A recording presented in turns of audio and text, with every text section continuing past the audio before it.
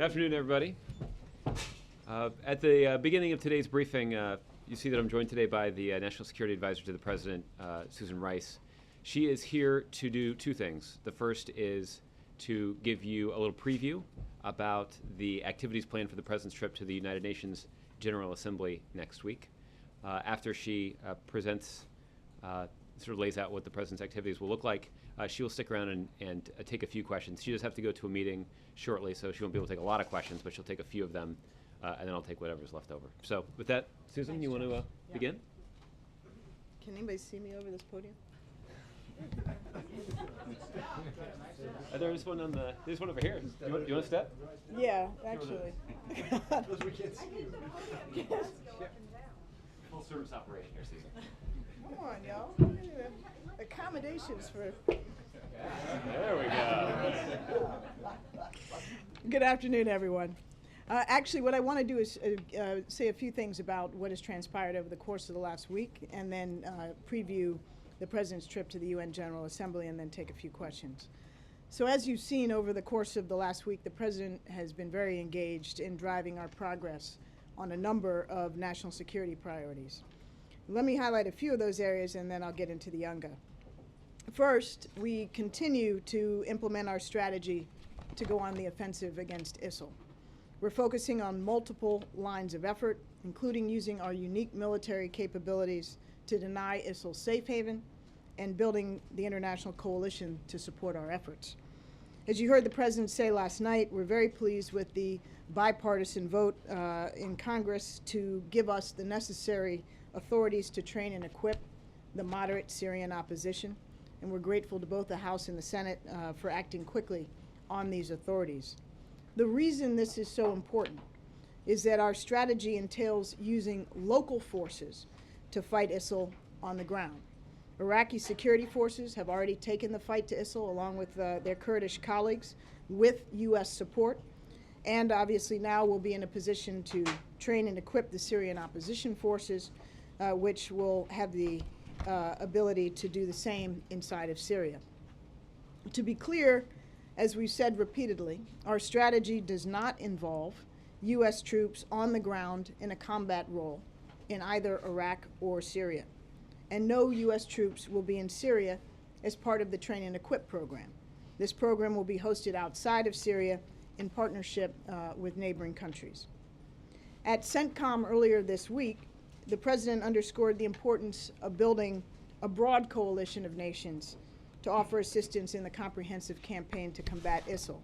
To date, more than 40 countries have offered assistance, and we're particularly pleased that France has joined us in conducting airstrikes in Iraq, and there are many other countries from the region and beyond offering other important assistance. This afternoon, Secretary Kerry will be in New York to chair an important session of the United Nations Security Council on Iraq, and that session will underscore international support for the new inclusive government in Iraq, and it will galvanize and support our efforts to build this coalition to degrade and ultimately destroy ISIL. This work of coalition building is ongoing. It is something that all of the President's senior advisors are actively involved in, and of course the President himself, and this process will continue through next week at UNGA and beyond. Another important element of the President's agenda this week was our trip to the CDC in Atlanta, where the President outlined our intensified response to confronting the Ebola epidemic in West Africa. The President has made very clear that this is a national security priority, and while we assess that the Ebola epidemic does not pose a significant risk of spreading to the United States, it is nonetheless the largest epidemic of its sort in history, and the first such in West Africa. And therefore we have put in place a whole of government effort that will build on the measures that we began back in March when this first occurred. But the response now will leverage the unique capabilities of the United States military, as well as that of our AID and development community, and of course our health and disease control experts to bring this epidemic under control. And then of course yesterday we welcomed President Poroshenko of Ukraine to the White House, and this was a very important opportunity for us to reaffirm the United States' very strong support for Ukraine, its independence, its sovereignty, its territorial integrity, and its democratic transition and economic evolution. Yesterday, we were able to announce an additional $53 million in assistance to Ukraine. That is primarily additional security assistance of $46 million. I think that totals to assistance to Ukraine from the United States of about $290 million thus far this year.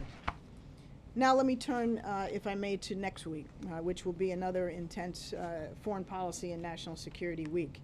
The President will travel to New York on Tuesday. His first engagement at the UN will be the Climate Summit, which is a meeting of world leaders convened by UN Secretary General Ban Ki-moon. The meeting will showcase climate action commitments from governments, local leaders, and the private sector in an effort to build will and a new global climate change agreement in time for 2015 when the milestone summit will occur. President Obama will speak at that summit and emphasize the ambitious actions that we've taken under his climate action plan to reduce carbon pollution at home. And he'll also stress that all major economies need to step up to the plate if we're to avoid the dangerous consequences of climate change. The President will then attend the Clinton Global Initiative annual meeting, as he has in the past, where he'll address how the administration, in partnership with other governments, non-governmental organizations, and the philanthropic community, is deepening its commitment to defend and strengthen civil society globally. This event will mark 1 year since the President launched the Stand with Civil Society initiative last year at the General Assembly. This was a groundbreaking effort to support, defend, and sustain the work of civil society around the world amidst a rising tide of restrictions on its work. On Wednesday morning, the President will deliver his annual address to the UN General Assembly. And later in the day, he will chair a landmark meeting of the United Nations Security Council focused on the foreign terrorist fighter threat. This convening of world leaders is another element of our comprehensive response to the challenge posed by ISIL. And we expect during that UN Security Council session to be able to adopt a Chapter 7 resolution that will expand upon current obligations within international law and underscore the centrality of countering violent extremism, which is a key part of the effort to suppress the foreign terrorist fighter threat. This will be only the second time that an American president has chaired the United Nations Security Council. Some of you may recall that President Obama did it back in 2009. That was the first time, and that was a summit on non-proliferation. As in 2009, the United States has the rotating presidency of the Security Council for the month of September, and thus the ability to convene and chair such a summit. Later the same day, the President will speak at the Open Government Partnership high-level event. You may recall this is an initiative that the United States launched in 2011. It is co-hosted this year by Indonesian President Yudhoyono, who is, as you know, outgoing, and Mexican President Peña Nieto. This is a very important initiative that was launched by the President, as I mentioned, with 7 other founding members 3 years ago. And now it has grown to some 64 countries, and we have generated commitments from countries around the world to more open, transparent, and accountable governance, fighting corruption, and energizing civic engagement. The last day will be Thursday the 25th, and the President will then address a high-level meeting chaired by UN Secretary General Ban Ki-moon on the Ebola epidemic. And we will build on the momentum of the President's announcement this week, where he stepped up our commitment. And we expect this will be an occasion where other countries will announce additional commitments to the global fight against Ebola. And it will also be an opportunity for the UN to detail its plans to support the effort to meet unmet needs. And we expect commitments in the form of financial assistance, equipment, personnel, and efforts to construct treatment units. Finally, while in New York, the President will, as he always does, have the opportunity to hold some bilateral meetings with other world leaders and to participate in other functions such as his reception that he hosts every year for visiting heads of state, the Secretary General's annual luncheon, et cetera. And we'll have more details about those engagements and the schedule in the coming days. All right. Jim, do you want to get started? Yeah, thank you, Ambassador Rice. Just wanted to ask you about ISIL. The French say that in support of the mission, they're willing to carry out airstrikes, but only in Iraq. And I'm wondering whether you run, as you build a coalition, whether you run the risk of creating a bifurcated coalition, one that is willing to carry out the fight against ISIL only in Iraq but not in Syria. And I'm wondering if you have any other more commitments to take the fight to Syria, as you have from Saudi Arabia to conduct training there. Jim, I don't think we're going to have a bifurcated coalition. This will be a unified coalition. It's one operation. It'll be under a common command. And we will continue to welcome the involvement of partners who will make different contributions based on their capacity, based on their varying political circumstances. But it will be unified, it will be cohesive, and it will be under one single command authority. And so I'm quite encouraged that we will have a number of countries participate in various different ways already. Australia has indicated an active involvement. The British have been involved, along with the French and the Australians and the Canadians, in the humanitarian operation inside of Iraq. And we do anticipate that to the extent that action is necessary in Syria, that there will be other countries involved in this alongside the United States. The President told us last week that he had authorized airstrikes in Syria. What more needs to take place before that actually happens? Has he received recommendations from the Pentagon? Well, I think we've been clear, and the President has outlined that his strategy entails not only broadening the effort against ISIL in Iraq and going on the offensive in support of Iraqi forces against ISIL in Iraq, but it will necessarily in all likelihood involve action in Syria, and he has said he is prepared to take that action. I don't think it would be appropriate or wise for me to telegraph from the podium exactly when that will occur and what steps may need to be taken before that is to occur. But do you need to build a broader coalition, or is it what? I think, as I said, I'm not going to give you any precision or prediction on when that might occur. Obviously, we are working every day to build the coalition. That we are making good progress in that regard. And there are other elements of the comprehensive approach that we're pulling together that are important aspects of the overall strategy. Roger. Thank you. On the UN Security Council resolution, do you have agreement among the members now? Do you expect any trouble? And what does the resolution seek?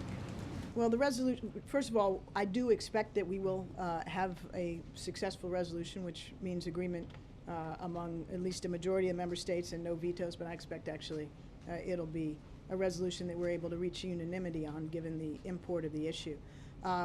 In my experience in New York, the resolutions are rarely concluded this far out in advance. I know the negotiations are going on, but I think they're going comparatively well.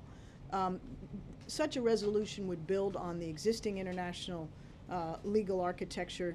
You may recall UN Security Council Resolution 1373 that was passed not long after 9/11 that dealt in part with the challenge of the flow of foreign terrorists into combat zones. This will build on that. It will increase the obligations on states to try to prevent and deter the flow of foreign fighters. It will also place new emphasis on the challenge of countering violent extremism in one's own domestic context is an important part of the larger challenge. So it will move the ball down the field in terms of the international legal architecture and obligations on states to try to combat this challenge.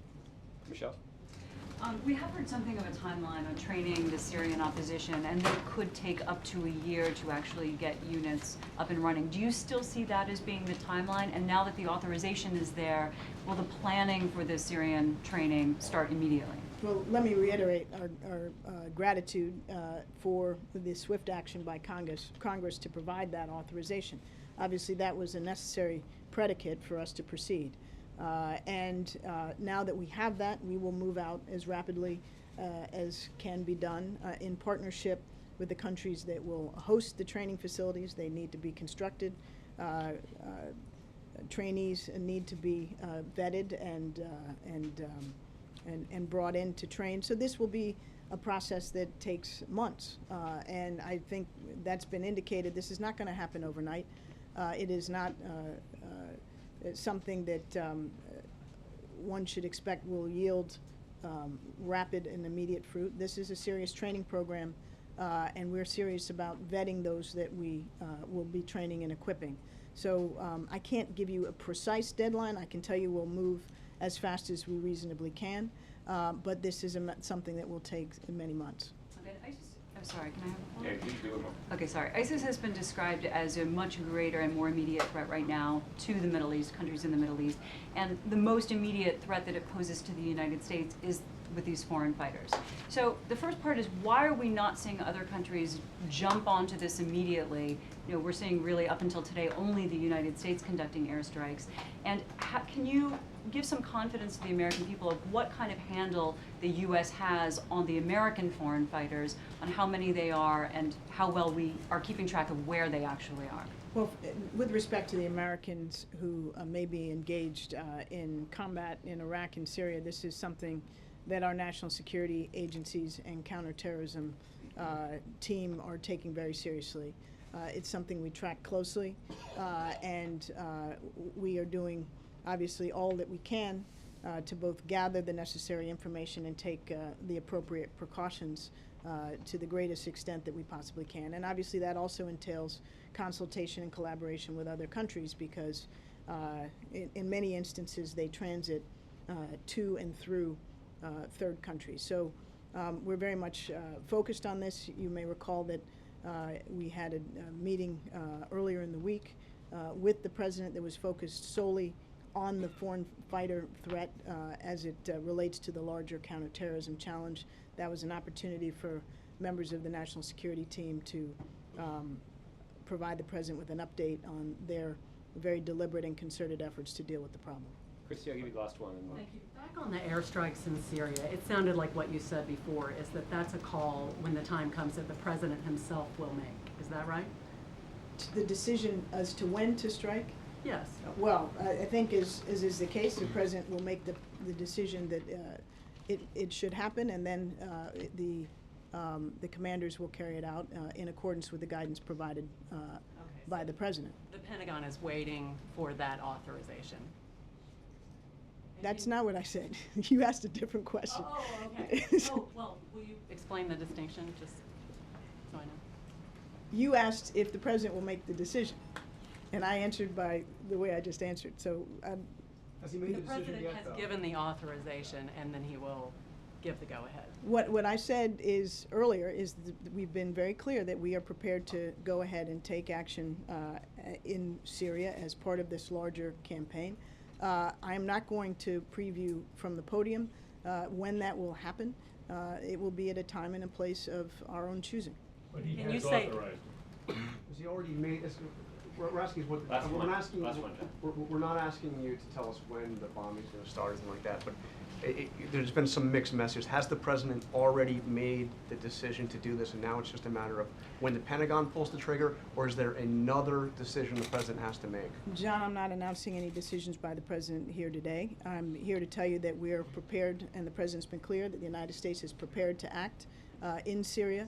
And when and how we choose to do that will be an operational decision. Susan, why don't you go to your meeting? He And has I anticipate authorized we'll be it. talking about this a little bit more. Good to see you all. Thank you. You may not need this. I may not. I'll just push it aside here. Thanks for coming, Susan. So, Josh, can you go back to that? It We can sounds pick it like- up from there. Okay, so the Thank you, John. President, has the President given the authorization that the Pentagon needs? But it sounded very clearly like what she said was, when the time comes, the President will make the call that, So he has another decision. that the strikes can go ahead. It's important for us to sort of see the broader context here in which all of this is taking place. The president, in an address that he delivered to the nation on Wednesday evening, said that he was ready to broaden a systematic air campaign against ISIL targets in the region, in Iraq and in Syria. The president, in the context of that speech, explained that the reason he was prepared to broaden that campaign is that there had been formed an inclusive central government in Iraq. And that gave the president the confidence that he felt he needed to work closely with Iraqi security forces who could take the fight to ISIL on the ground in Iraq, and that we could back them up with American military air power. Since then, the president has been in regular communication with members of his national security team, including his military planners, to discuss operational plans that they've been working on for quite some time. As we've discussed in here many times before, it's the responsibility of the Pentagon and the operational planners at the Pentagon to develop contingency plans for the commander-in-chief. They've been working on this for quite some time, and they have been discussing options with the president since he made this announcement on Wednesday. Now, the president continued this effort when he decided to travel to Tampa earlier this week. He went to the headquarters of Central Command, where he received a briefing from General Austin and other senior Central Command officials to discuss their ongoing planning efforts as it relates to this broader campaign. The president was pleased with the briefing that he received. He continues to have a lot of confidence in the work and in the briefing that was presented to him. He described it, as I described to all of you, as very thorough when I spoke to him on the plane after he completed the briefing. So what that is an indication of is it is an indication that both the president and the military are prepared to carry out airstrikes in Syria. What you're asking is related to what is the linchpin of the timing. And what we are not prepared to do is to give a clear signal publicly, certainly not from the podium, about what that timing might be.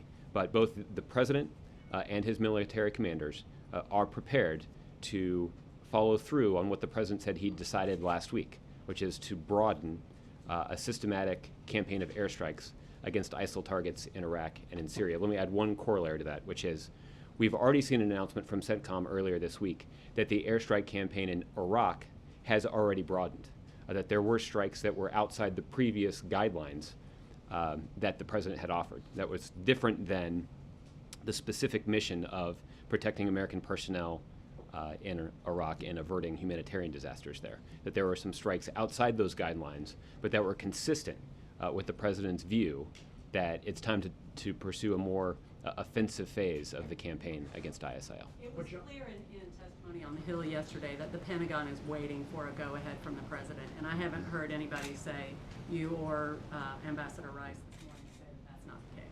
Well, that's not the way that I interpreted the testimony on Capitol Hill. I think the most accurate way to describe to you the current circumstance is that after a series of conversations, after extensive planning by the president's national security team and his senior military leaders, including an in-person briefing that he received earlier this week, both the president and his national security team, including the military commanders at CENTCOM, are prepared to conduct airstrikes in Syria that are consistent with the broadened airstrike campaign that the president laid out in his address to the nation last week.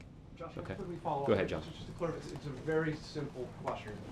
Put aside everything else. Does the Well, Pentagon... these are complex issues, and Okay, so but- it but is no, but- important for people to understand the I entire understand context. context is important, but the very simple question here is, we're not asking about timing. We're not saying, tell us when this is going to happen. Obviously, not asking that.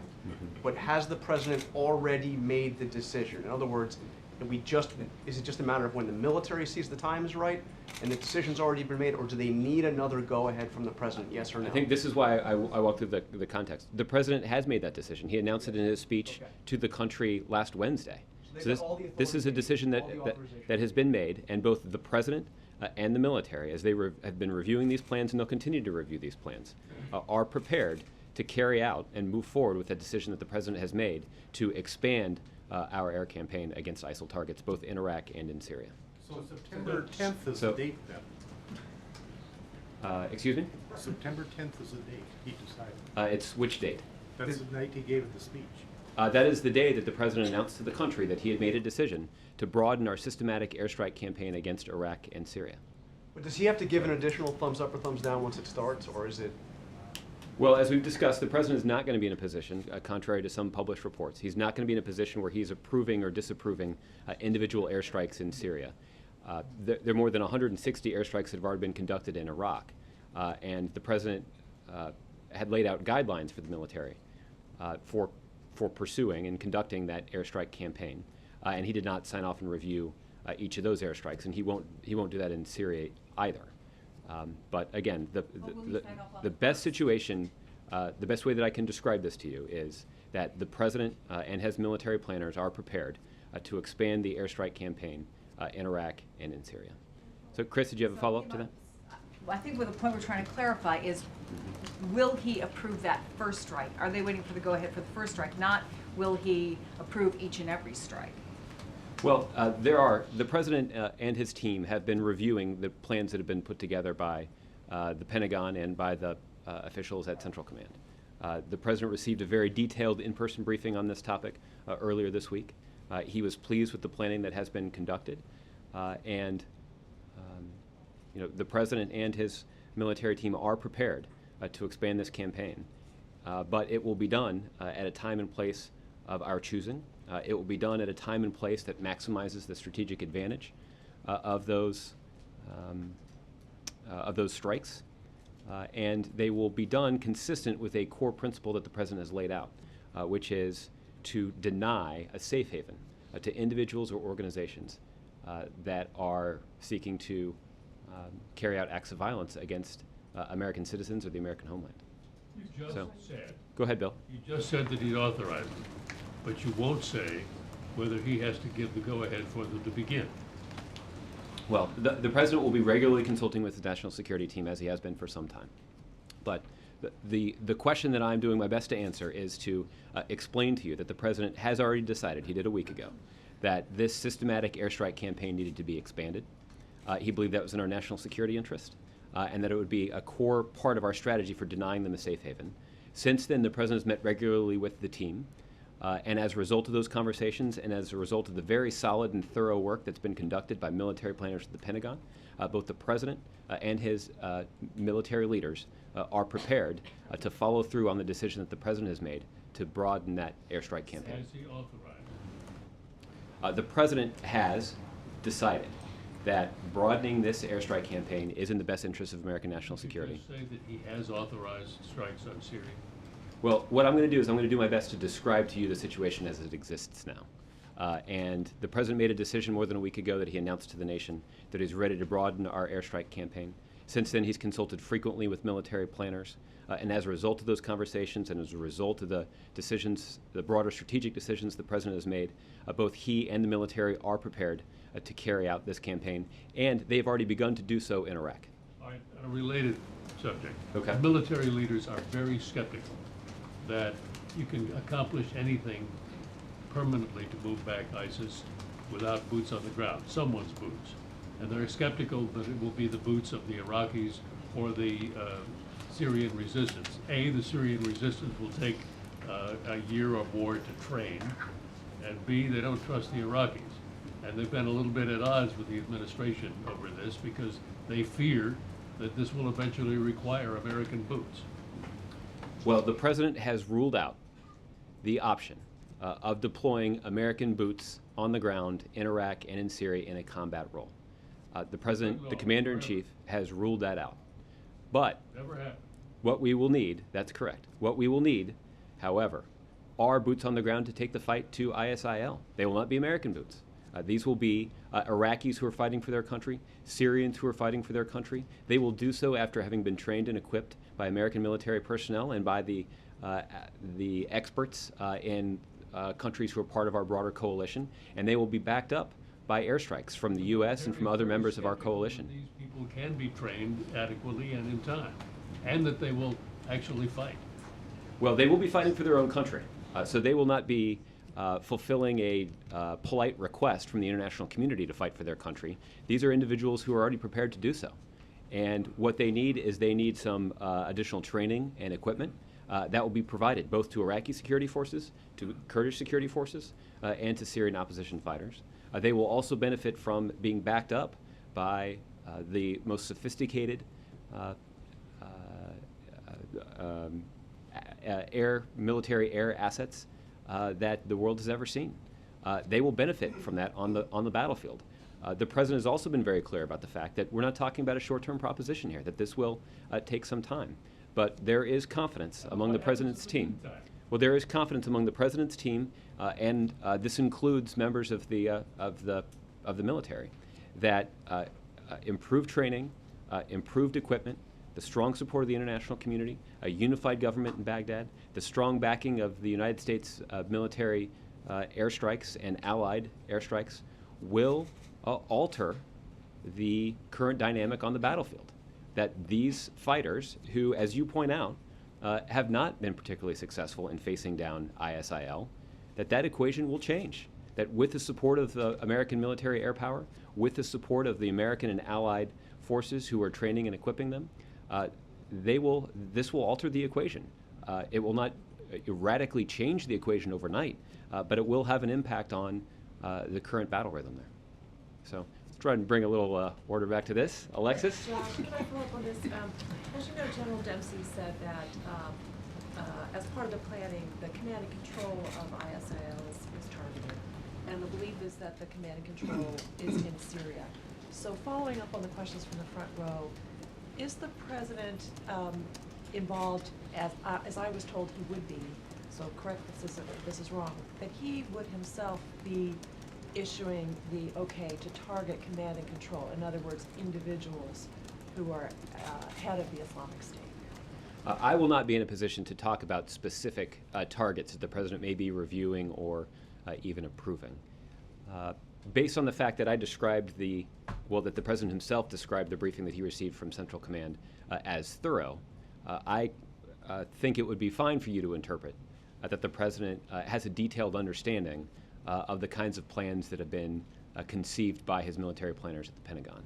But in terms of what those specific targets are, or how and whether the president will be involved in selecting or acting against those targets, I can't provide any insight to you on that from here. And one other follow-up, because Ambassador Rice was just talking about the importance of this being a unified command but also a coalition, can you help us understand to what extent members of the coalition, whether it's the French or the Iraqi government itself, have a say in when the onset of hostilities in Syria begin and what kind of targeting, whether the plan is in place, in their view, satisfactorily? Well, I think you have heard me describe the role of the United States as both building but also leading this broader coalition. And we will seek to work very closely in coordination with other countries who are contributing assets and expertise to this effort. So this is something that you can anticipate will be led by the United States, but very closely coordinated with the members of the coalition who have committed to making a tangible contribution to the broader effort. Okay, Justin. I wanted to look back to what Ambassador Rice said about the UN resolution. Okay.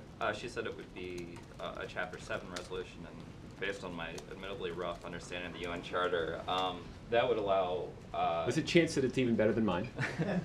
That would allow... Rough though it may be. Yeah, sanctions or military action against countries that were not in compliance with the Security Council resolution. And so what I'm wondering is if there are countries that the U.S. would want either authorization for sanctions or military action against because they're not doing enough in terms of their laws and regulations to stem the flow of foreign fighters. I'm especially curious about Turkey, which has been obviously the country that's been struggling with this problem maybe the most, and whether you guys are either worried or want this resolution to open Turkey up to potential sanctions over the flow of foreign fighters from Turkey. That is a question that extends beyond my bounds of understanding of the UN Security Council process. Let me say as a general matter that we will be working with the members of the Security Council, and there will be an opportunity for, as I understand it, other members of the United Nations, even if they don't have a seat on the Security Council currently, to participate in this session. There'll be an opportunity for other nations who are members of the United Nations to speak and participate in this session. So we would welcome the input from the broader international community on this topic. And the reason for that is that this is an issue that is affecting countries around the world. When we're talking about foreign terrorist fighters, it's not just foreign fighters from the West, although that is an area of principal concern for the United States and our allies in Western Europe. But there are foreign fighters that come from other countries too. And so there are other nations around the globe that share our interest and our concern with stemming the flow of foreign fighters and mitigating the threat that they pose to their homeland. So we will be working closely with the international community to put in place a structure that ensures that the community, the global community, is acting in close coordination to meet this threat. As it relates to the possibility of penalties or sanctions or some of those things, I'd actually refer you to the US-UN staff who can give you some more insight into the process of convening a Security Council meeting, drafting a resolution, and what those sorts of commitments would entail. I mean, I guess to maybe ask it a different way. Okay.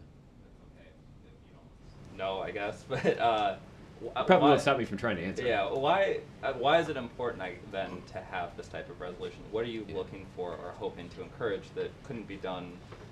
I think I asked this to you in a different way a couple weeks ago, but if we're bringing in coalition partners and everybody seems on board with fighting ISIL, why isn't this something that we can do because people want to join it? Are there countries or instances where we're not seeing people doing what they need to stem the flow of foreign fighters? Well, I think I would say right now is I wouldn't make the case to you that we're going to the Security Council because we're trying to coerce other people to do things. We have, for the reasons that I pointed out earlier, we have seen countries all across the globe express concerns about the threat that is posed by foreign terrorist fighters. The Security Council merely provides a convenient venue for talking about these issues in a high-profile way. We want to make sure that countries all around the globe understand that we think this is a priority and that they should too. Many of them have conducted themselves in a manner consistent with the significant stake that we believe they have in mitigating this threat. So this is an effort to find an appropriate venue where this can be widely discussed with the international community, where we can shine a spotlight on this issue so that other people will make it a priority in the way that we have. It also will give us an opportunity where there are a variety of countries in the same location to carefully coordinate our efforts. So we're going to take advantage of this opportunity to put in place a regime that would try to mitigate the threat that is posed by foreign terrorist fighters, certainly to the United States and to the West, but to countries around the globe. Okay? Glenn, welcome back. It's nice to see you. We've been thinking about you. Since the President and others have discussed Somalia and Yemen as kind of predicate, and the President, with regard to some of these drone attacks in those two countries, said he wanted to achieve, I think the terminology was near certainty of no civilian casualties. Can you outline for us in broad terms what precautions are being taken in terms of Syria and Iraq, both in terms of drones and manned aircraft to avoid civilian casualties? Let me say as a general matter, Glenn, that I can confirm from here that there are measures that are being taken to limit damage or injury to innocent civilians in Iraq and in Syria. This is a priority. For the details, the operational details that are related to mitigating so-called collateral damage, I'd refer you to the Department of Defense, who can walk you through some more of those details. But this is and will continue to be a priority of the Commander-in-Chief. Certainly our military planners and commanders understand why this is a priority in the same way that it has been in other countries, including some of the countries that you've mentioned as well. Is there a recognition just going into this that there will be a certain number of collateral casualties? And if so, I mean, what is the general threshold of what would be acceptable?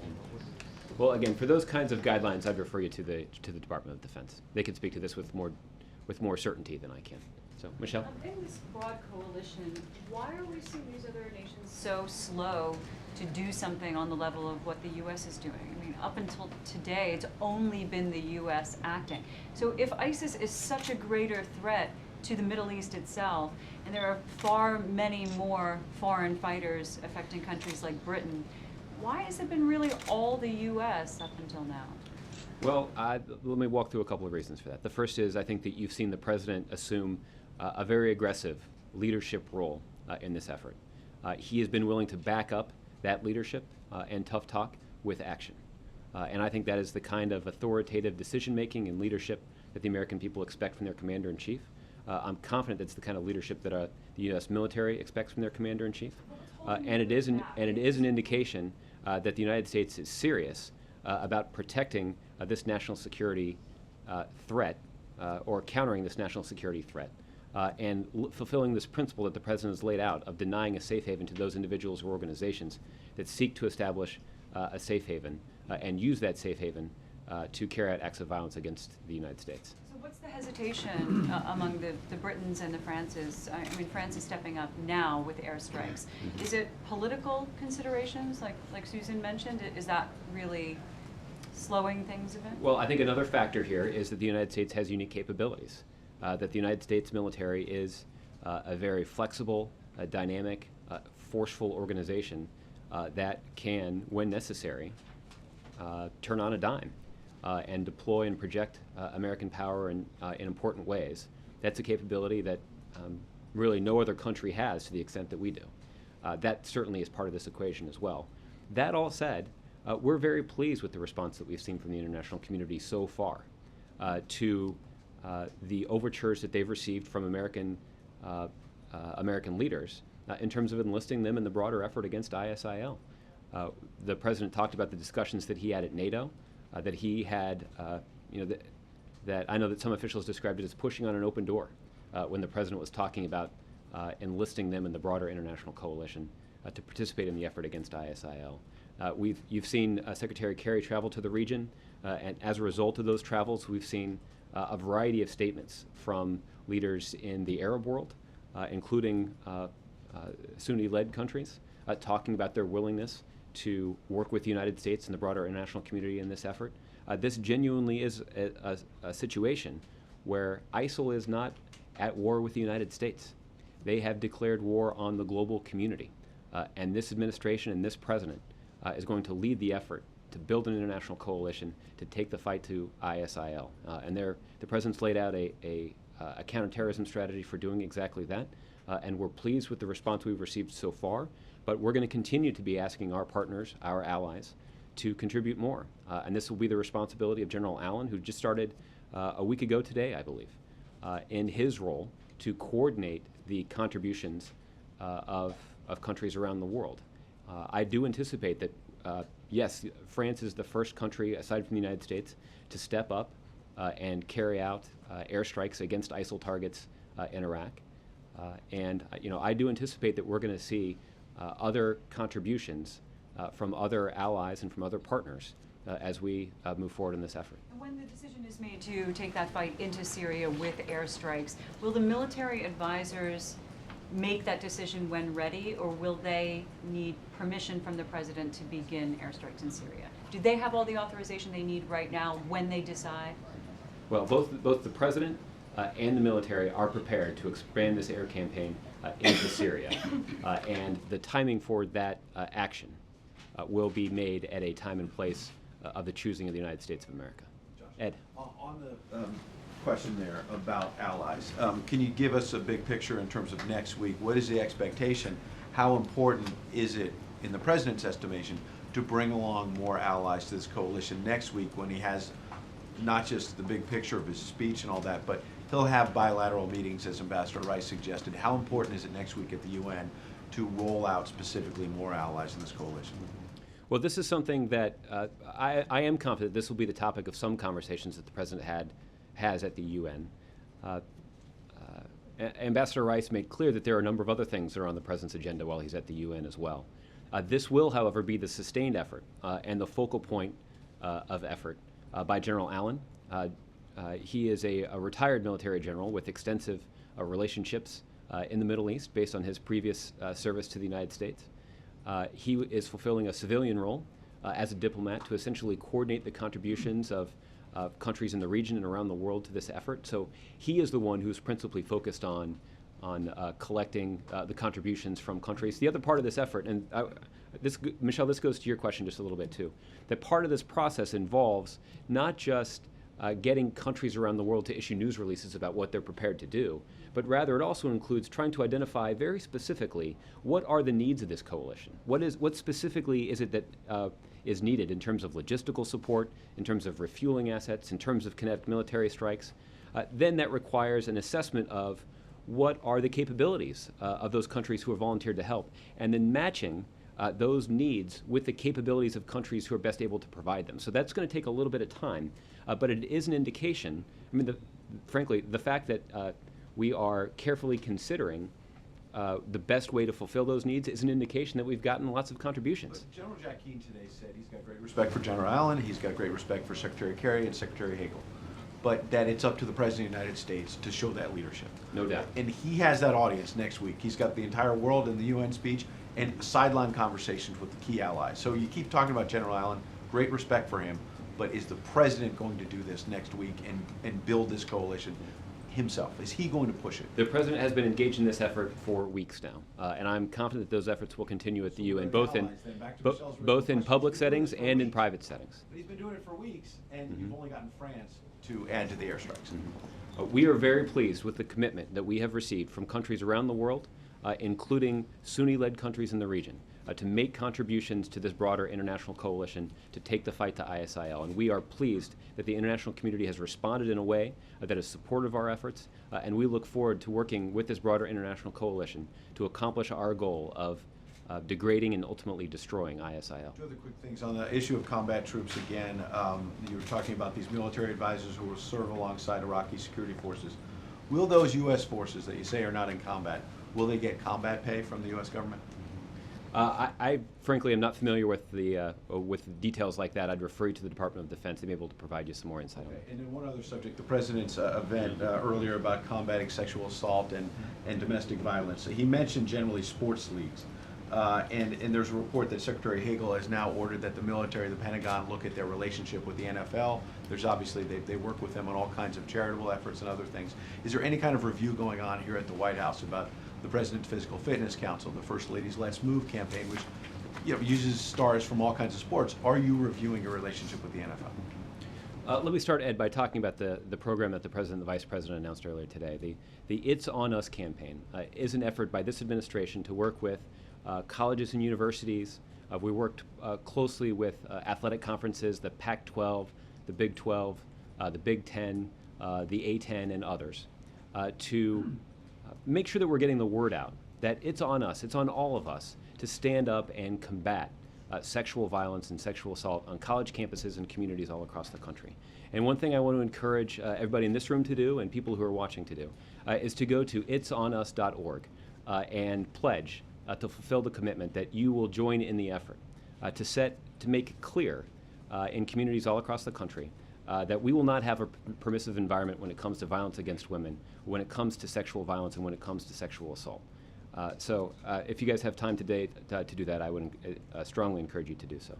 As it relates to the White House's relationship with the NFL, I don't have any announcements to make here, but there are we are pleased with the cooperation that we have gotten from a variety of organizations as it relates to this specific initiative. And if there are other organizations, including professional sports leagues, that would also like to contribute to this effort, we're certainly open to hearing from them as well. Josh, So, to follow up Colleen? To follow up on next week, can you tell us anything about who the President is going to hold bilats with? Are the bilats being scheduled with an eye toward building out this coalition, and is the White House seeking a meeting with Rouhani?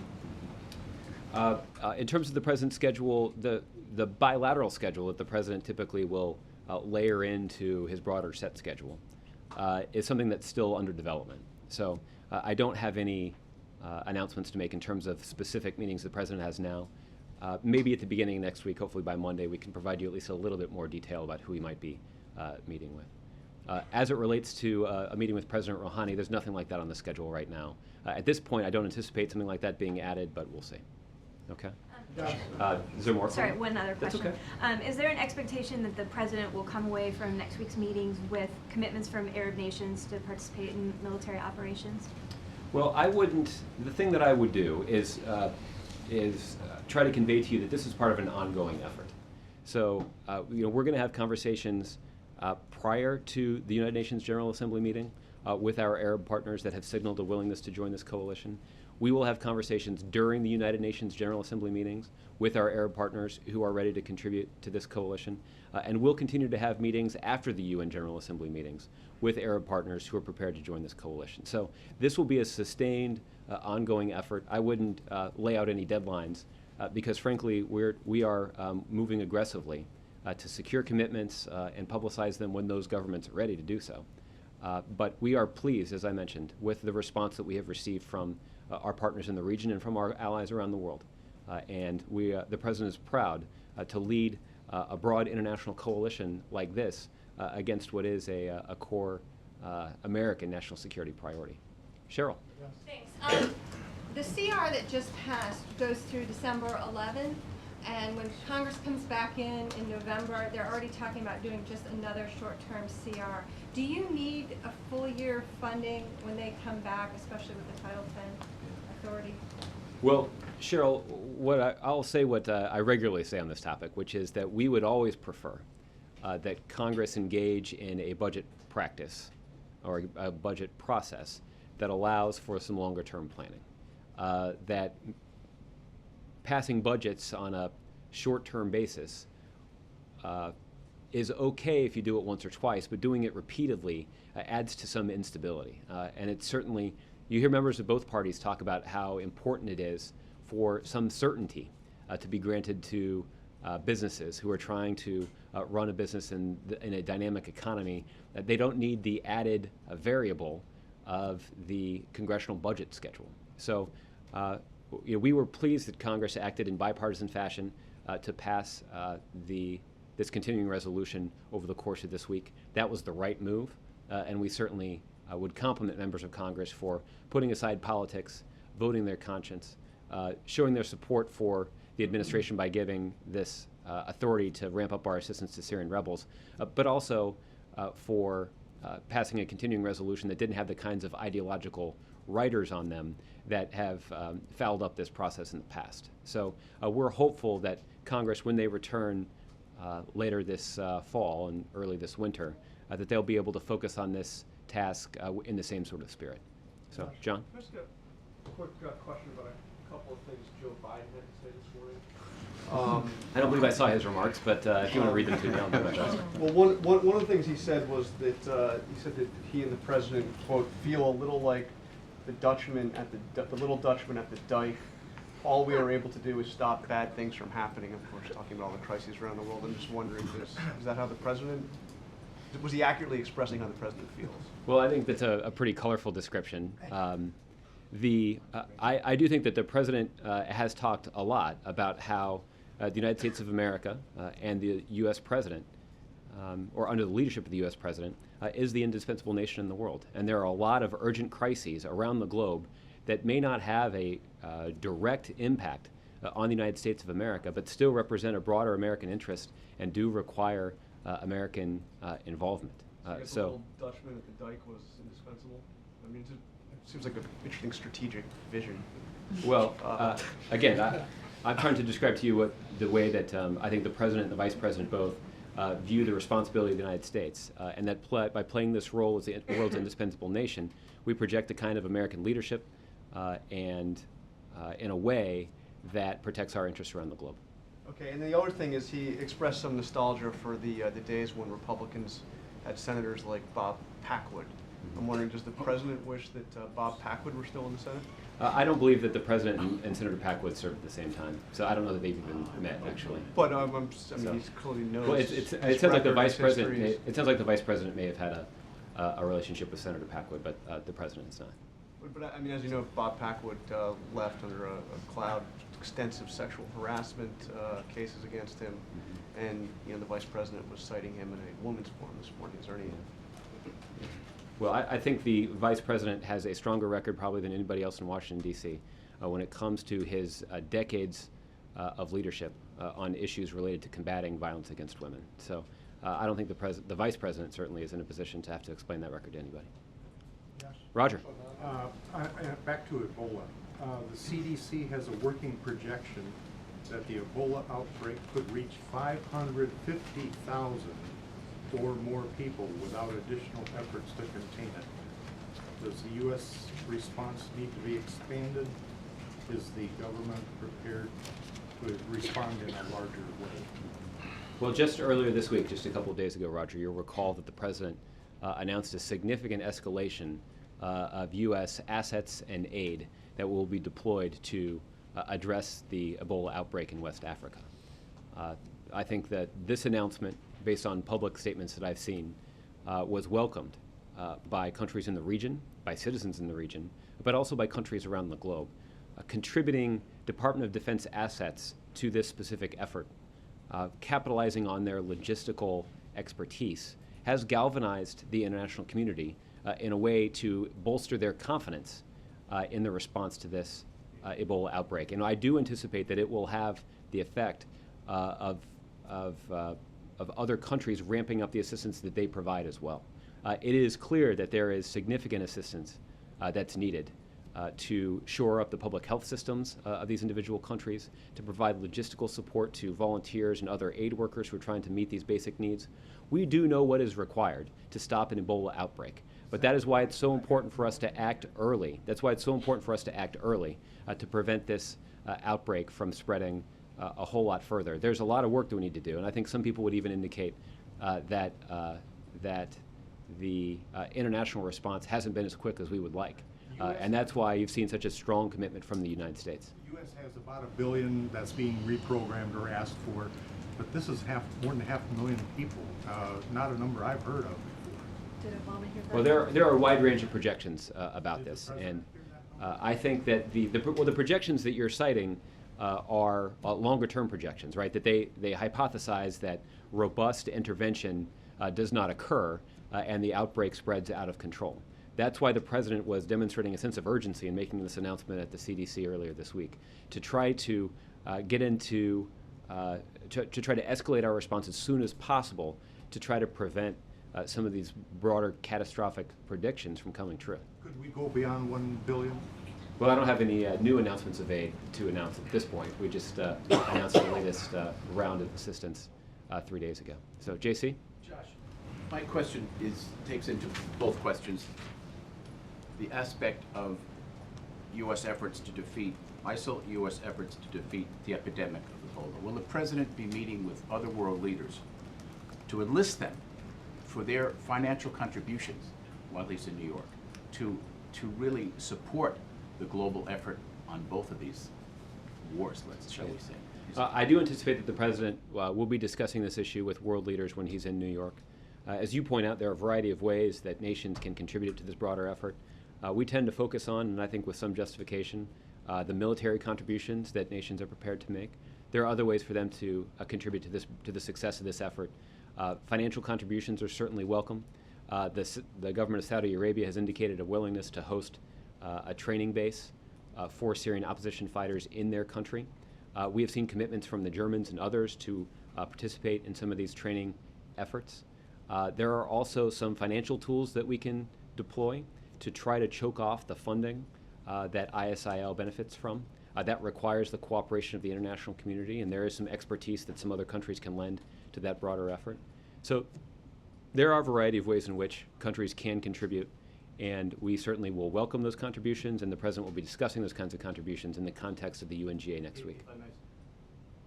Even in the first Gulf War, there were countries who didn't contribute arms, boots on the ground, but basically picked up the tab.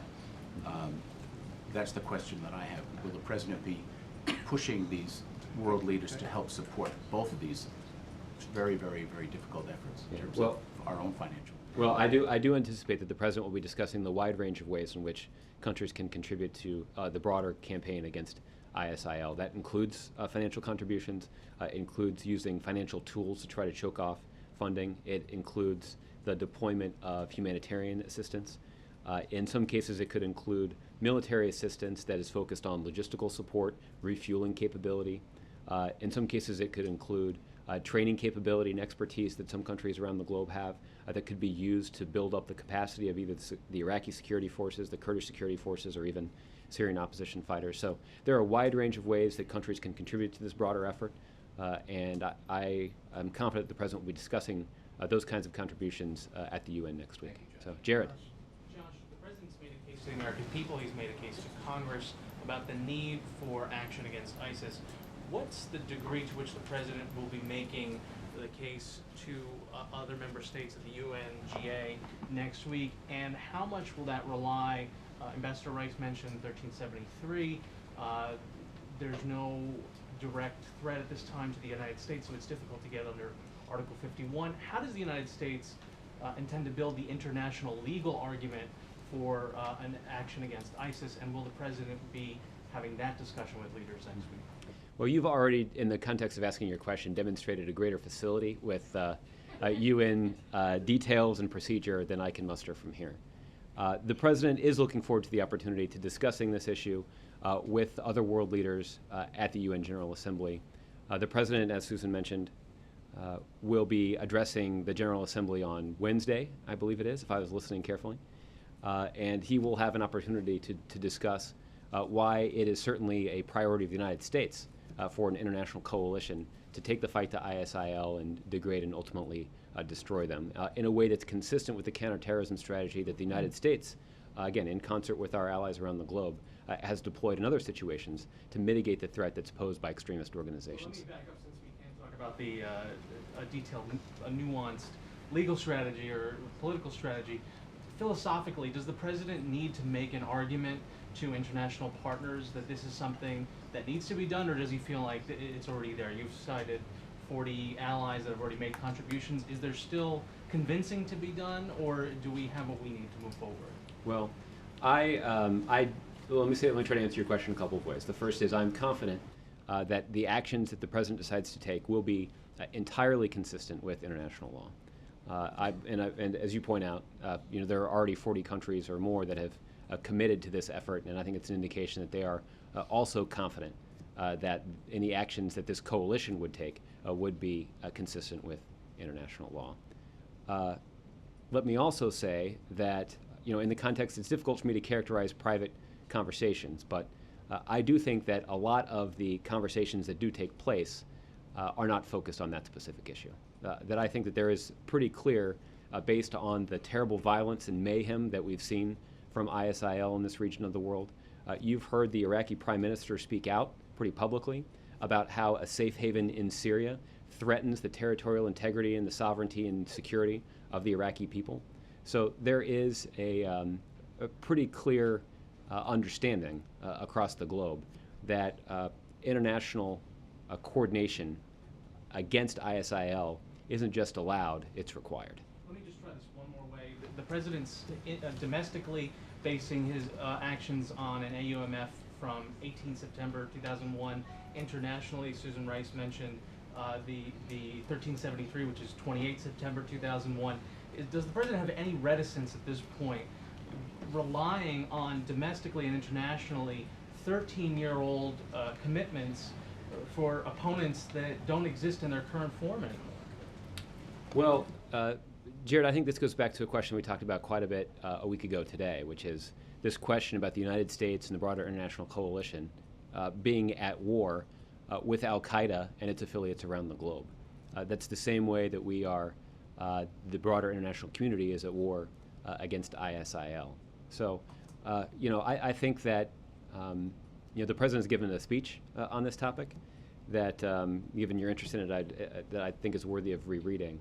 But the president is confident that he has the authority that he needs under that authorization to use military force to carry out military action against ISIL. It is consistent with the war that the international community, with the leadership of the United States, is waging against al-Qaeda and its affiliates around the globe. So, thanks, Josh. Okay, Glenn? Josh, can you give us a little bit of a preview of what the president's going to say for CGI? And in the vein of the Rouhani question, does he plan to have any sort of a bilateral with the Clintons? Try that. The president is looking forward to speaking to the Clinton Global Initiative. This is something that he's done on previous visits to New York in conjunction with the United Nations General Assembly.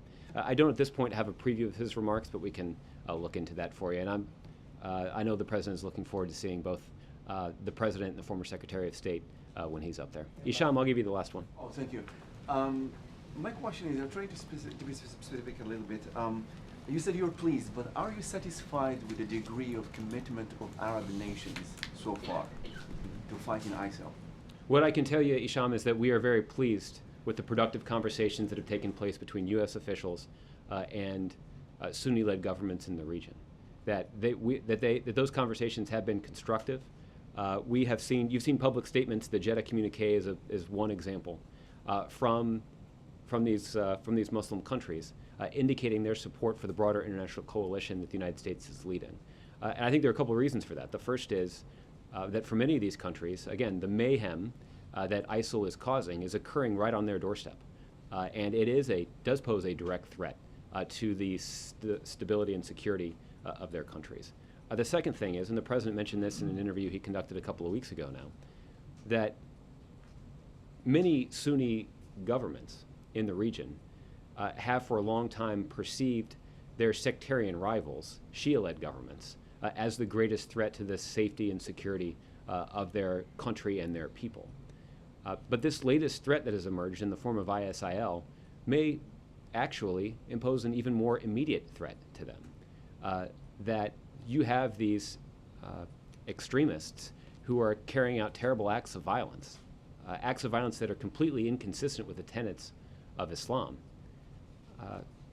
who are essentially, under the name of their religion, carrying out these terrible acts of violence in a way that could eventually be destabilizing to their country. So there is a clear interest for these Arab governments to be involved in a broader international coalition to degrade and ultimately destroy this terrorist organization. A country that has a mighty air power in the region only proposes to train the Syrian opposition while they can contribute heavily in airstrikes in Syria. What's the message they send to other countries in the region? You're referring to Saudi Arabia? Yes.